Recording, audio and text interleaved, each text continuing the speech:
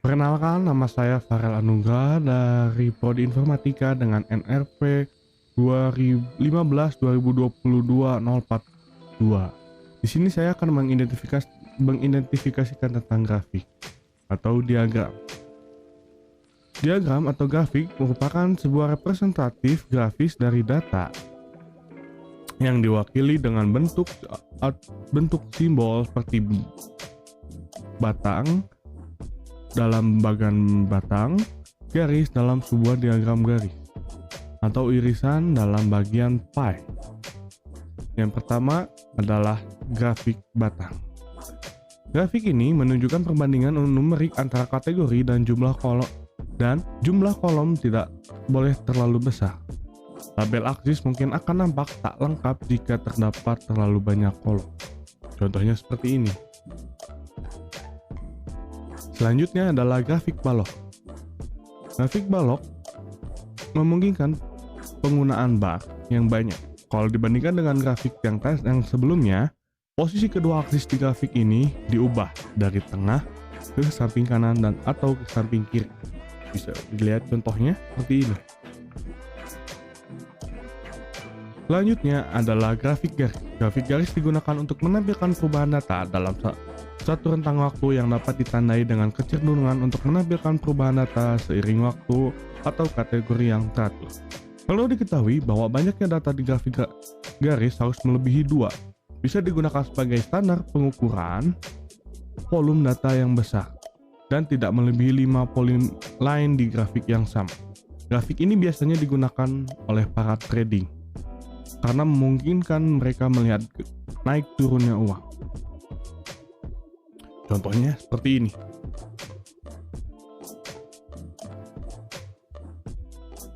Selanjutnya adalah column chart atau grafik kolom. Grafik kolom menggunakan vertikal untuk menunjukkan perbandingan numerik antara kategori dan jumlah kolom. Jumlah kolomnya tidak boleh terlalu besar. Gunakan kolom chart atau grafik kolom untuk memperlihatkan perbandingan di antara item yang berbeda, atau untuk memperlihatkan perbandingan item dari waktu ke waktu. Anda dapat menggunakan format ini untuk melihat pendapatan per halaman, arahan atau pelanggan berdasarkan tanggal tutup. Selanjutnya adalah pie chart. Diagram lingkaran menunjukkan angka statis dan bagaimana kategori mewakili bagian dari keseluruhan komposisi sesuatu. Diagram lingkaran mewakili angka dalam persentase, dan jumlah total semua segmen harus sama dengan 100%. Dilihat dengan contoh seperti ini. Ada bagian data yang hampir 50%. Semua data yang pada lingkaran tersebut harus berbentuk persentase. Selanjutnya adalah scalar plot chart atau scalar plot grafik. Bagian sebar atau diagram sebar akan menunjukkan hubungan antara dua variabel yang berbeda untuk mengungkapkan tren distribusi. Gunakan bagian ini ketika ada banyak titik data yang berbeda dan Anda ingin menyoroti kesamaan dalam kumpulan data. Ini berguna saat mencari outliner atau memahami distribusi data Anda. Dengan contoh seperti ini. Selanjutnya adalah histogram. Histogram adalah representasi data yang mengatur kelompok titik data ke dalam rentang yang ditentukan. Mirip seperti grafik batang, histogram memadatkan seri data menjadi visual yang mudah ditafsirkan dengan mengambil banyak titik data dan mengelompokkannya ke dalam rentang logis. Histogram biasanya digunakan dalam statik untuk menunjukkan beberapa banyak jenis variabel berdasarkan data tertentu yang terjadi dalam rentang waktu yang tertentu. Misalnya, sensus yang berfokus pada demografi suatu negara dapat menggunakan histogram untuk menunjukkan berapa banyak orang yang berusia di antara 0, 10, atau segala macamnya. Contoh histogram bisa dilihat seperti ini. Yang terakhir yang saya akan bahas adalah diagram fishbone atau diagram Ishikawa. Fishbone diagram fishbone, diagram tulang ikan karena bentuknya seperti tulang ikan. Bisa dilihat contohnya seperti ini. Nah, diagram ini sering juga disebut sebagai cause and effect. Diagram fishbone atau diagram Ishikawa diperkenalkan oleh Dr. Karao Ishikawa. Suatu tindakan atau langkah improvement akan lebih mudah dilakukan jika masalah dan akar penyebab masalah sudah ditemukan. Manfaat diagram fishbone ini dapat menolong kita untuk menemukan akar dari suatu permasalahan.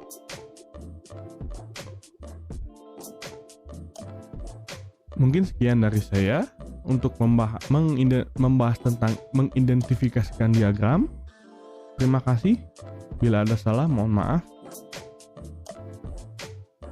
Assalamualaikum warahmatullahi wabarakatuh. Nama saya Fadil Teguh Amara, NRP 15 2022-020, kelas A. Di sini saya akan menjelaskan dan menjabarkan tentang perhitungan mengenai data tentang statistika. Yang pertama, di sini saya akan menjelaskan menurut pengalaman saya di SMA untuk mengolah data menggunakan metode statistika. Di sini yang pertama, saya mengumpulkan data sebagai berikut. Yang pertama, setelah saya mengumpulkan data, saya lanjut untuk mengolah data-data tersebut. Selanjutnya, di dalam tahap mengolah data tersebut, saya membagi beberapa kelompok dari data tersebut, yaitu ada yang baik, ada yang sedang, dan tidak sehat untuk masyarakat. Untuk total data, di sini saya mengelompokkan 91 data. Selanjutnya, setelah mengelompokkan beberapa data tersebut, saya melanjutkan untuk membuat diagram batang daun seperti ini. Di sini saya memisahkan batang dan daun yang merupakan batang itu merupakan intinya. Contoh di sini 0 dan daun 9. Berarti di sini yang memiliki air quality index tersebut yang bernilai 9 ada 1 data. Dan selanjutnya batang 1 daun 3 bisa kita lihat. Batang 1 daun 3 di sini merupakan huruf pertama 1 dan huruf kedua 3, yaitu jadi 13.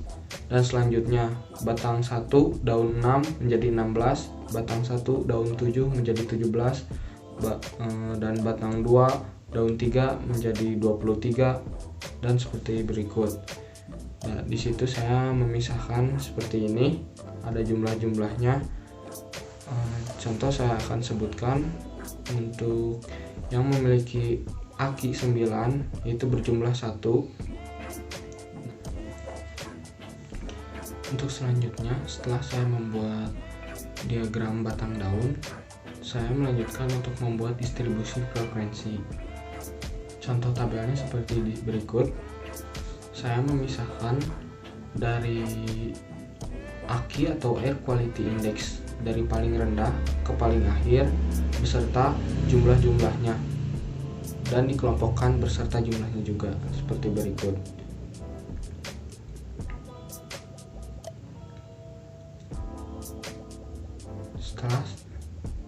Setelah saya membuat distribusi frekuensi, saya melanjutkan untuk menentukan range dan menentukan banyak kelas yang akan dibuat serta menentukan lebar kelas. Fungsi dari tabel ini sebagai berikut. Yang pertama, saya akan menentukan range atau jangkauan data. Untuk menentukan jangkauan data, saya membutuhkan, setelah saya mengetahui nilai maksimal dan nilai minimalnya, saya menggunakan rumus Xmax kurang Xmin untuk mengetahui jangkauan data tersebut, yaitu 140 dikurang 9 jadi 131. Dan berikut saya sudah mengetahui jangkauan data tersebut adalah 131. Selanjutnya yang saya akan cari yaitu menentukan banyak kelas yang akan saya buat. Di sini cara saya menentukan banyak kelas yang saya akan buat yaitu rumusnya 1 ditambah 3,3 kali log n. Di sini saya memasukkan rumus seperti berikut dan data-data yang sudah ada saya masukkan ke dalam rumus tersebut seperti begini. 1 ditambah 3,3 dikali log 91. N tersebut merupakan total dari data-data tersebut yang sudah saya kumpulkan. Hasilnya yang saya dapatkan yaitu 7,46. Di sini saya bisa mengambil 7 atau 8. Karena 7,46 mendekati angka tersebut, jadi saya bulatkan. Saya ambil di sini angka 8. Selanjutnya saya akan menentukan lebar kelas, yaitu interval dari data tiap kelompok. Di sini saya memasukkan rumusnya yaitu R bagi K. R yaitu jangkauan data dan K yaitu kelas, banyaknya kelas. Saya masukkan seperti berikut: 131 dibagi 8. 131 yaitu jangkauan data atau range, dan 8 yaitu banyak kelas yang tadi saya sudah ambil. Saya bagi sama dengan 16,375. Di sini saya bulatkan kembali menjadi 17. Dan berikut lebar kelas yang sudah saya dapat. Selanjutnya saya melanjutkan untuk membuat diagram batang dan garis. Diagram batang dan garis yang sudah saya buat adalah seperti begini, bisa dilihat, yaitu tabelnya seperti begini. Ada interval, frekuensi, dan XI. Interval yang saya ambil yaitu merupakan kelas-kelas dari yang sudah saya tentukan tadi. Kelas tersebut mempunyai selisih 8 setiap. Untuk tabel frekuensi kumulatif tersebut saya memasukkan interval, ada 8 kelas, yaitu yang sudah saya pisahkan tadi. Terus selanjutnya di setiap interval memiliki selisih yaitu 17 angka dari lebar kelas yang sudah saya tentukan tadi juga. Bisa saya perjelas di sini dari 24 ke 41 untuk interval di kelas selanjutnya selisihnya yaitu ada 17, karena yang sudah saya jelaskan tadi dari lebar tiap kelas atau lebar tiap kelompok. Saya memasukkan semua data interval tersebut dan menjadi begini. Selanjutnya ada frekuensi. Frekuensi merupakan banyak data yang masuk di interval tersebut. Ada segini yang memiliki total 91. Dan selanjutnya ada XI 16, 33, 5. Untuk menentukan XI di sini yaitu XI merupakan nilai tengah tiap kelas. Untuk menentukannya, contoh untuk kelas pertama di sini di interval 8 sampai 24, yaitu caranya 24 ditambah 8 dibagi 2 menjadi 16.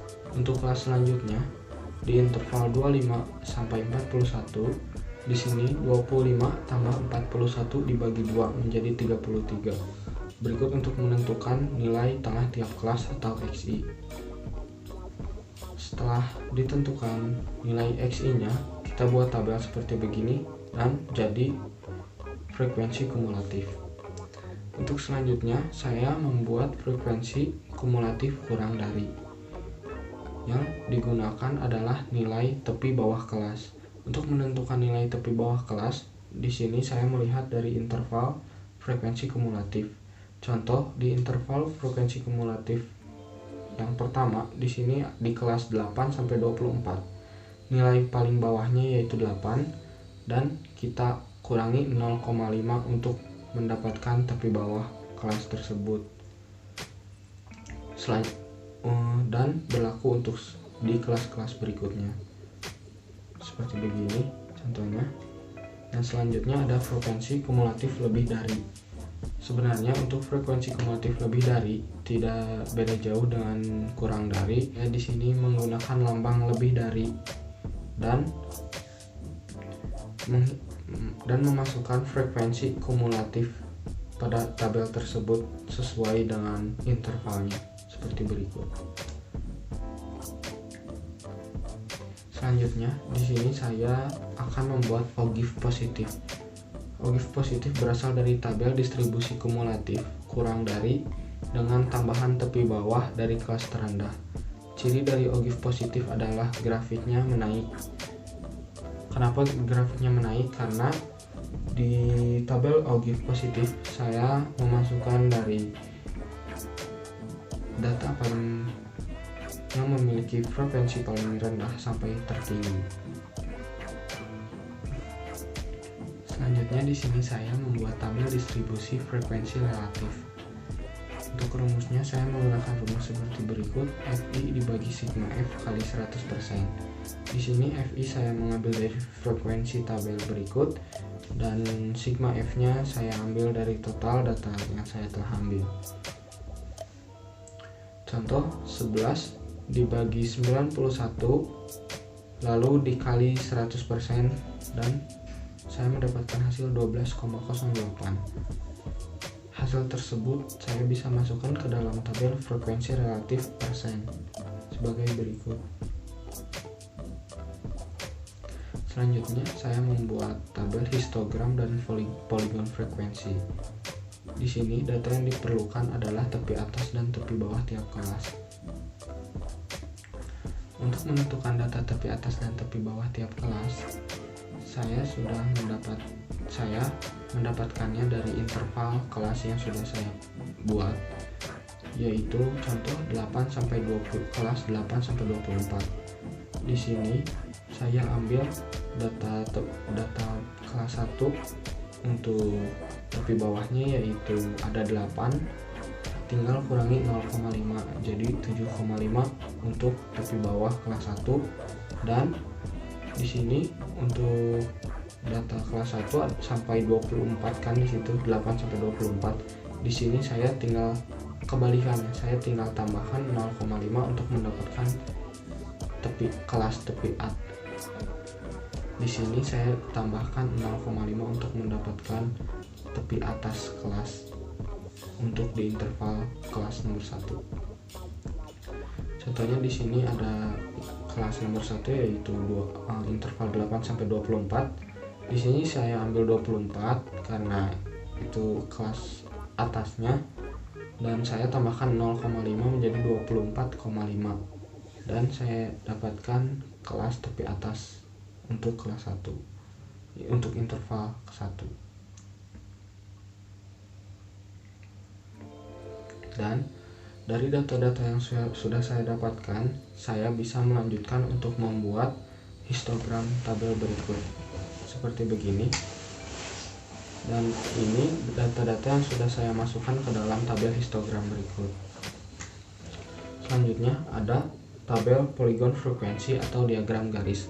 Data yang diperlukan untuk poligon frekuensi atau diagram garis di sini adalah nilai tengah dari tiap kelas dan nilai tengah satu kelas sebelum dan sesudah data kelas. Dan saya memasukkan data-data tersebut sehingga menjadi tabel seperti ini. Dan selanjutnya saya akan menentukan ukuran pemusatan data. Salah satunya itu adalah min. Min merupakan rata-rata dari data yang sudah saya kumpulkan. Di sini saya menggunakan metode coding. Untuk metodenya seperti begini. Dan saya menggunakan metode coding untuk mencari min atau rata-rata data tersebut. Ini tabel yang saya gunakan sebagai berikut. Selanjutnya saya lanjut untuk mencari modus dari data tersebut. modus yaitu nilai yang paling sering muncul dari data tersebut. Saya menggunakan cara seperti ini. Saya membuat tabel yang berisikan interval dan frekuensi dari tiap kelas yang sudah saya buat. Selanjutnya saya akan mencari modus dari data yang sudah saya ambil dan sudah saya olah. Di sini saya membuat tabel seperti berikut interval dan frekuensi yang telah saya buat berdasarkan kelas-kelasnya. Di sini saya mengambil interval 42 sampai 58. Mengapa saya mengambil interval berikut? Karena interval berikut memiliki frekuensi paling banyak. Dan saya memasukkan interval berikut, nilai berikut ke dalam rumusnya, yaitu 42 dikurang 58 sama dengan 26. Dan untuk mencari S1-nya, saya di sini dari hasil 42 kurang 58 tersebut sama dengan 26 dikurang frekuensi terbanyak dari kelas ketiga. Untuk S1-nya saya ambil karena frekuensi terbanyaknya yaitu 26. Di sini saya ambil atasnya yaitu 19. Dan seperti berikut. Dan selanjutnya saya mencari S2-nya yaitu 26 dikurang 10, yaitu dari bawah dari frekuensi terbanyak berikut. Di data tersebut yang sudah saya hitung, saya mendapatkan S1 dan S2, dan saya mencari tepi bawah yaitu 41,5. Mengapa saya di sini mengambil 41,5? Karena tepi bawah dari interval yang memiliki frekuensi terbanyak yaitu 42 sampai 58 adalah 41,5 yang sudah saya kurangi 0,5 tadi, seperti tadi. Selanjutnya di sini saya mencari modus menggunakan rumus memasukkan TB 41,5 ditambah 7 bagi 7 tambah 16 dikali 17. 7-nya di sini saya ambil dari data S1 yang sudah saya dapatkan, dan 16 saya ambil dari data S2 yang sudah saya dapatkan. Lalu 17 di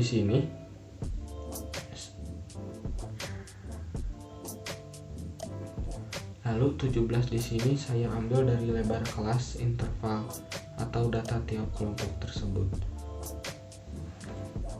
Dan hasil yang saya dapatkan yaitu 41,5 ditambah 5,17 sama dengan 46,67.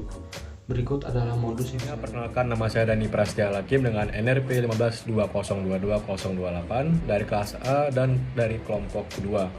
Dan di sini saya akan membuat video, saya akan merangkum tentang semua materi yang sudah dipelajari dari pertemuan pertama sebelumnya. Jadi dari pertemuan sebelumnya, di situ sudah membahas tentang ilmu statistika.